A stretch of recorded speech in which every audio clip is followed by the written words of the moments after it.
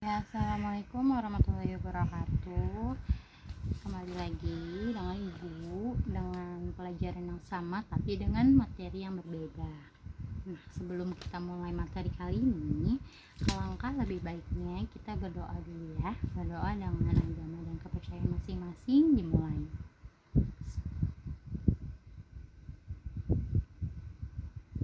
Doa selesai. Bismillahirrahmanirrahim. Kita siap ya buat mulai materi hari ini. Ya. Di sini kita akan belajar mengenai perubahan lingkungan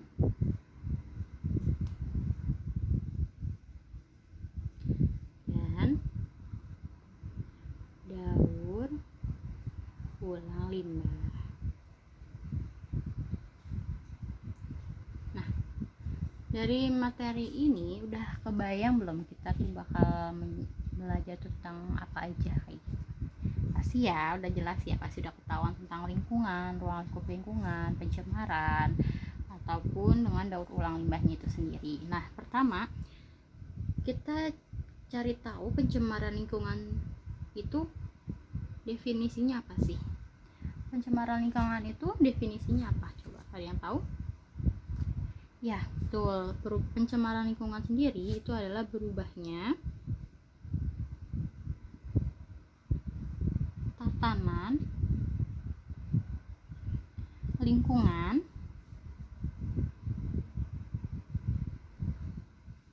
oleh kegiatan manusia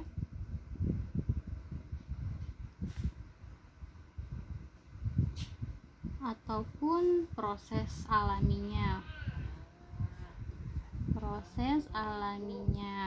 Nah, dari penjelasan ini jadi sehingga mutu kualitas lingkungannya itu sendiri menurun. Jadi kalau udah menurun sampai tingkat tertentu menyebabkan lingkungan itu tidak dapat berfungsi sebagaimana mestinya. Nah, dari definisinya ini biasanya sih disebabkan karena masuknya bahan pencemar itu atau bisa disebut dengan polutan ke dalam ruang lingkup lingkungan itu sendiri. Nah, yang keberadaannya itu bisa mengganggu kestabilitasan lingkungan. Nah, pencemaran itu bisa menyebabkan pertama itu spesiesnya tuh bisa punahnya spesies punah. Yang kedua banyaknya penyakit, terus juga ada penyakit, ada gangguan keseimbangan lingkungan, ada juga serta pemakatan hayati gitu. Nah, dari pencemaran lingkungan itu atau definisinya itu biasanya di sini kita akan mengetahui jenis-jenis polusi, jenis-jenis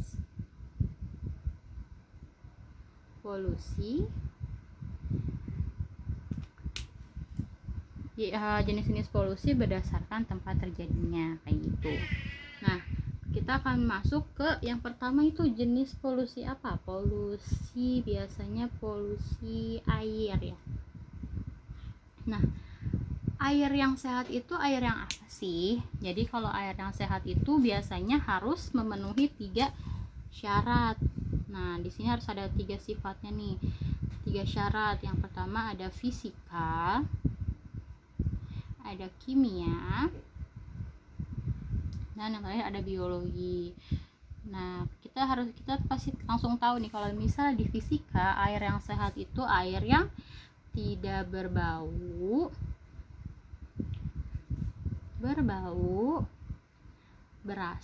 tidak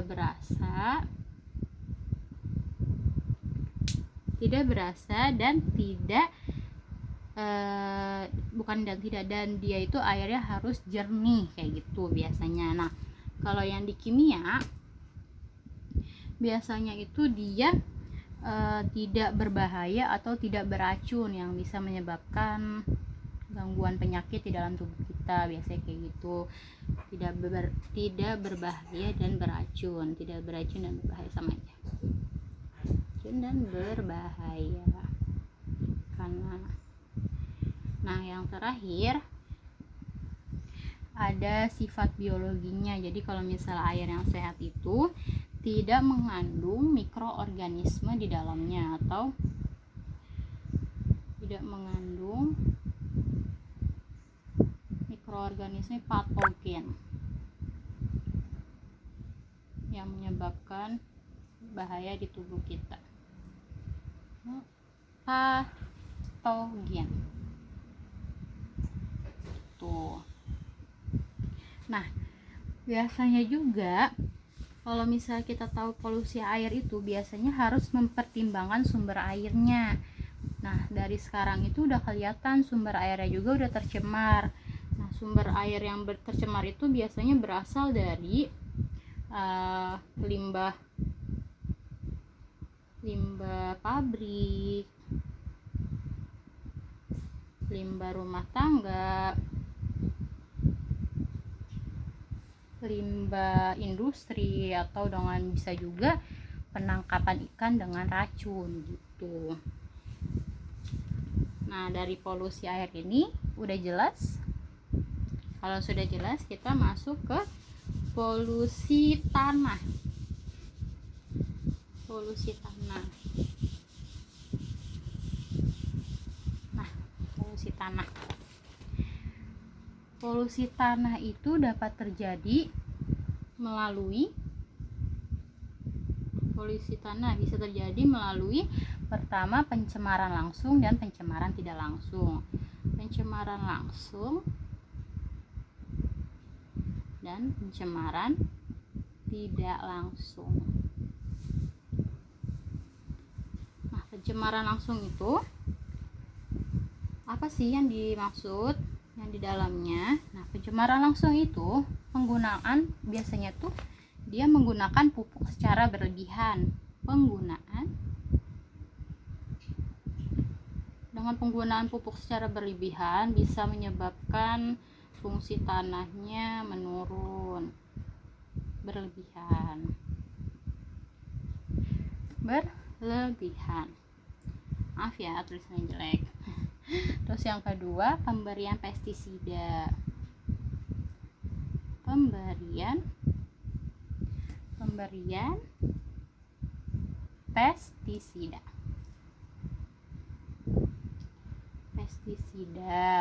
Nah, terus juga ada pembuangan limbah yang tidak bisa diurai, itu seperti plastik biasanya.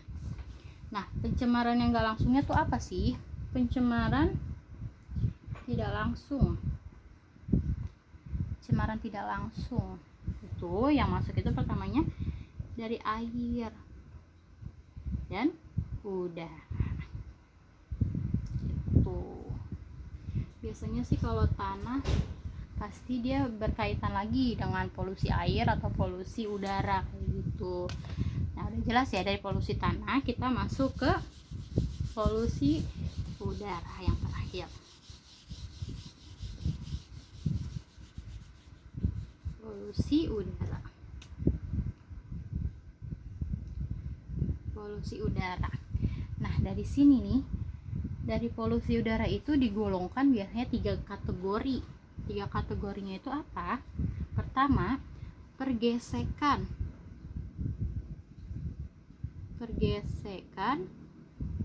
permukaan.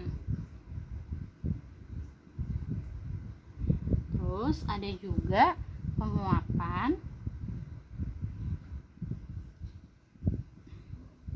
dan yang terakhir itu pembakaran.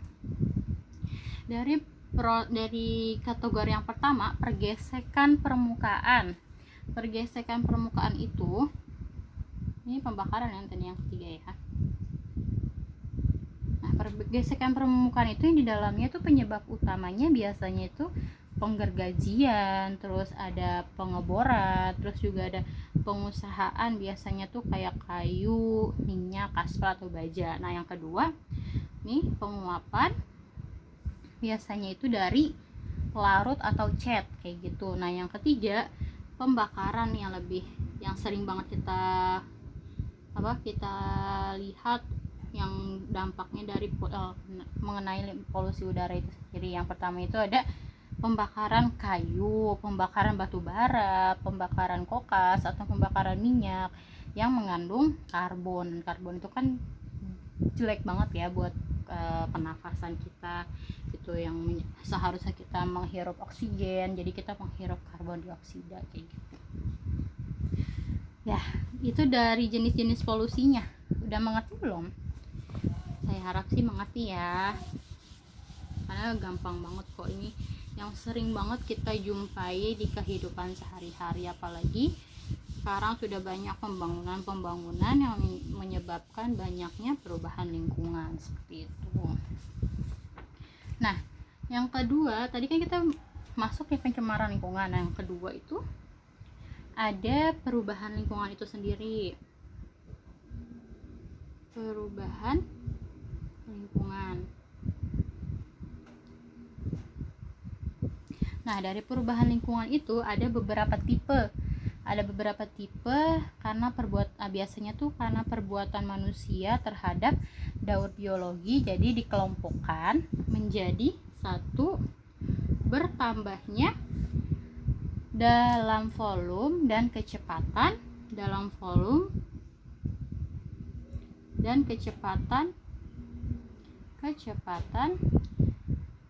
daur biologi.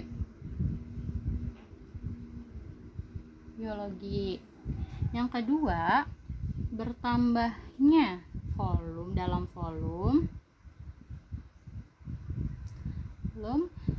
dan kecepatannya daur biologinya berkurang. Yang ketiga, berkurangnya dalam volume tapi kecepatannya bertambah. Yang terakhir, yang keempat, yang sebelum yang terakhir maksudnya. Yang keempat, dia berkurang dalam volumenya, tapi maksudnya berkurang itu dia dalam volume dan kecepatannya juga berkurang. Nah, yang terakhir, yang kelima, dia penambahan materi sintetik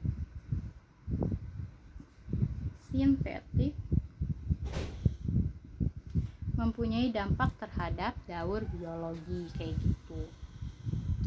Ini tentang perubahan lingkungan. Nah, sumber permasalahannya di lingkungan hidup itu biasanya adanya ledakan penduduk. Nih ada ledakan penduduk yang biasanya menyebabkan perubahan lingkungan. Yang pertama itu ada meledaknya atau ledakan penduduk yang melonjak. Sangat jauh dari tahun sebelumnya, jadi kesini itu dia tambah banyak kayak gitu, dan itu biasanya menyebabkan perubahan lingkungan. Nah, yang kedua itu ada teknologi industri. Nah, ini yang biasa kita jumpai yang banyak menyebabkan perubahan lingkungan. Teknologi industri, banyaknya pabrik-pabrik, banyaknya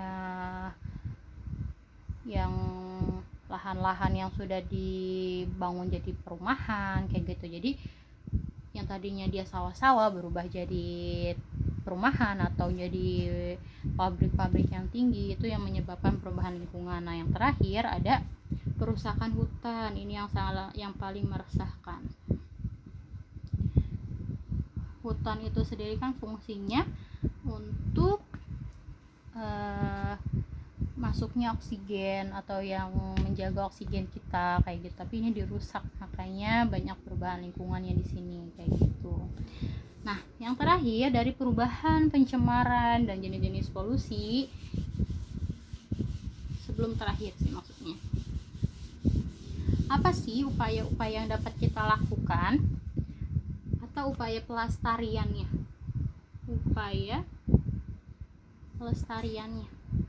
pelestarian dari perubahan lingkungan itu sendiri atau kayak gitu. Dari upayanya pertama itu menempatkan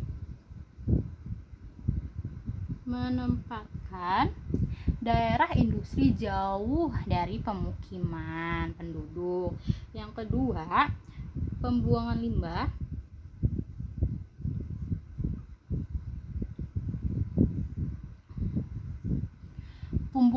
industri diatur sedemikian rupa agar tidak mencemari lingkungan kayak gitu. Yang ketiga, ada pengawasan terhadap apa? Pengawasan terhadap penggunaan jenis-jenis pestisida dan zat kimia lainnya. Ini yang biasanya di polusi air maksudnya gitu. Yang keempat, ada memperluas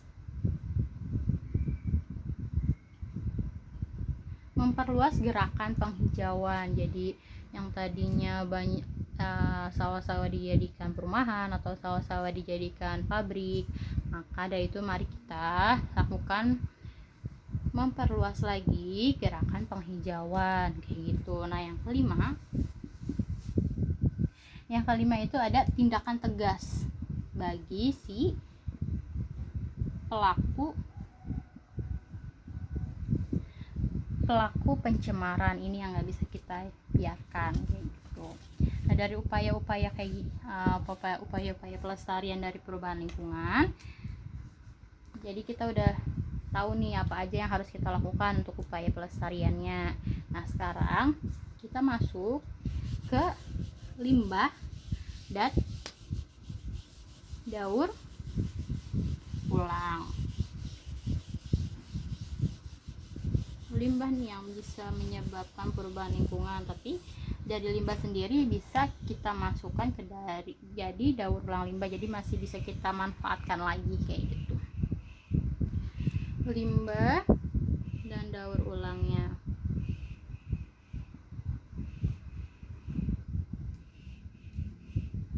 Daur ulang gitu. Daur ulang sendiri itu apa sih? Ada yang tahu nggak penjelasannya itu apa?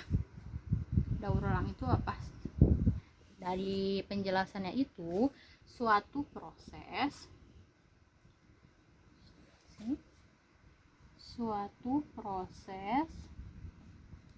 menjadikan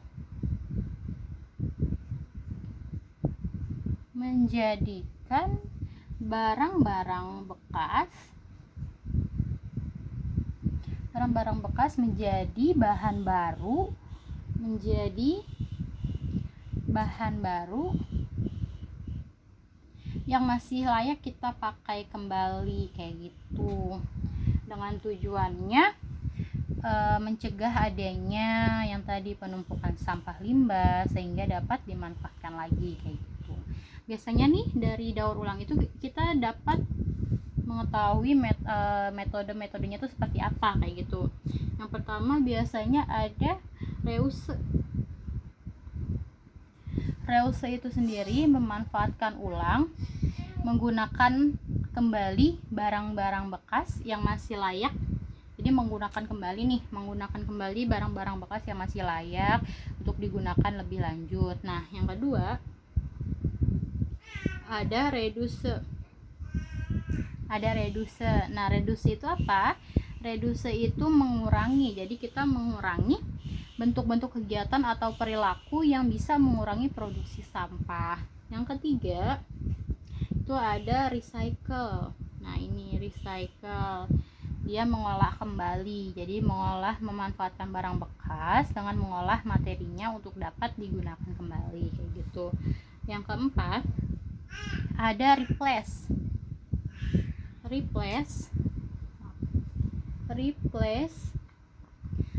itu apa? Replace itu menggantikan. Jadi cara dalam mengubah kebiasaan yang bisa mempercepat produksi sampah. Yang kelima itu ada refill atau mengisi kembali wadah yang produksinya masih bisa dipakai kembali kayak gitu. Yang keenam itu ada repair atau memperbaiki apa sih? Jadi Melakukan atau memperbaiki itu sama aja memelihara ya, melakukan pemeliharaan atau juga perawatan supaya tidak menambahkan produksi limbah kayak gitu. Nah, dari metode-metode ini bisa dipahami ya kayak gitu. Selanjutnya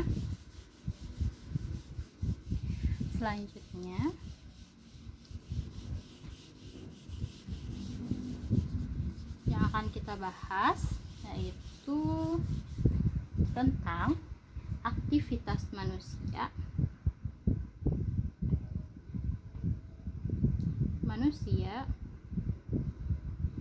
dan pencemarannya.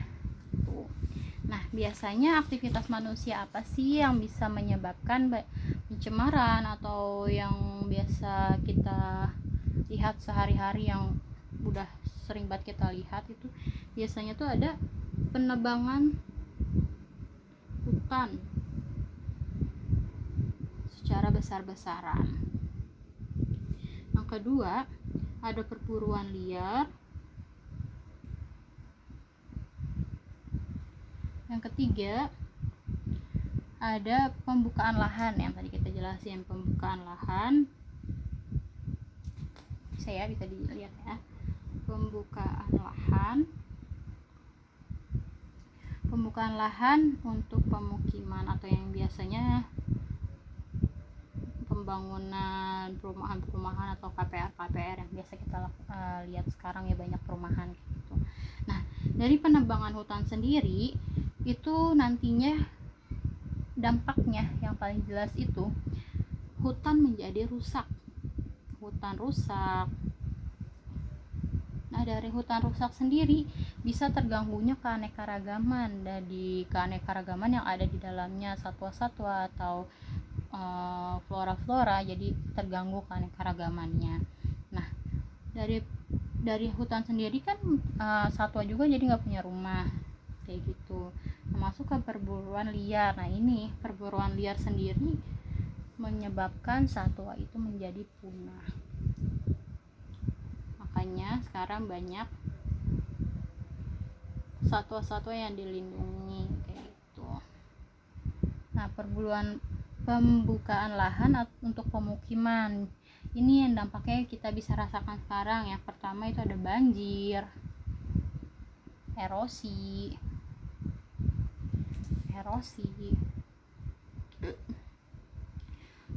rusaknya sumber mata air, dan masih banyak lagi kayak gitu. Nah, pencemaran lingkungannya itu udah dijelaskan pada UU nomor 23 tahun 1997. Di situ udah jelas banget tentang pengelolaan lingkungan hidup, pencemaran untuk dan masuknya atau dimasukkannya makhluk hidup, zat, energi atau komponen lain ke dalam lingkungan gitu. Nah, selesai deh materinya kayak gitu. Jadi kita sudah selesai dengan materi perubahan lingkungan dan daur ulang limbah. Dari sini ada yang mau dipertanyakan? Ya, kalau tidak ada, materinya kita akhiri dengan mengucapkan alhamdulillahirabbil alamin. Demikian materi yang sudah Ibu sampaikan, semoga menjadi ilmu yang bermanfaat untuk kalian, atau tadi banyak kekurangan Ibu yang masih belum kalian pahami, bisa nanti tanyakan langsung ke Ibu ya, karena mungkin Ibu ada canggung-canggungnya atau sebagaimana mestinya, namanya juga manusia ya gitu.